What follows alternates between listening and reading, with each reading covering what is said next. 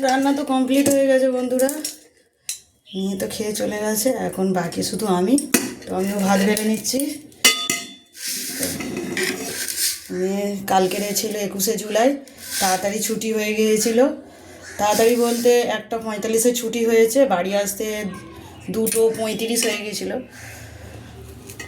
তো দুপুরবেলা তো বাড়ির ভাত, গরম ভাত খেয়েছিল, তারপর খেয়ে ঘুমাচ্ছিল। তারপরে বই পড়লো, বিকেলবেলা উঠে খেলা করছিল।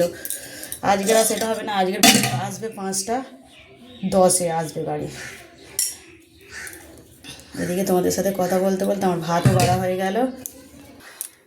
আজ কি রান্না করেছি দেখাই তোমাদের। আজকে করেছি ট্যাংরা মাছের ঝাল করেছি, আর 2টো আলু সরু করে কেটে দিয়েছি, টমেটো, পেঁয়াজ, আদা, রসুন দিয়ে ঝাল করেছি।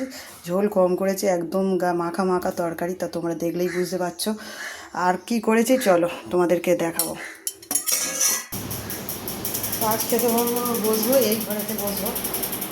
আর খুব গরম পড়েছে বন্ধুরা, আলুটা অফ করে দিই, অফ করে দিলাম আর বসে বসছি। শুভ দুপুর, অনেক অনেক ভালোবাসা রইলো। তোমাদের কী রান্না হয়েছে জানাতে ভুলো না। আমাদের আর কি রান্না আমাদেরকে দেখায়। এই দেখো বন্ধুরা, ঢেঁড়স আলু ভাজা করেছি, আর এদিকে তোমাদেরকে আগেই দেখালাম ট্যাংরা মাছের ঝাল। খুব গরম পড়েছে বন্ধুরা, খেতে বসছি। ট্যাংরা মাছের ঝাল খেতে খুবই ভালো লাগে।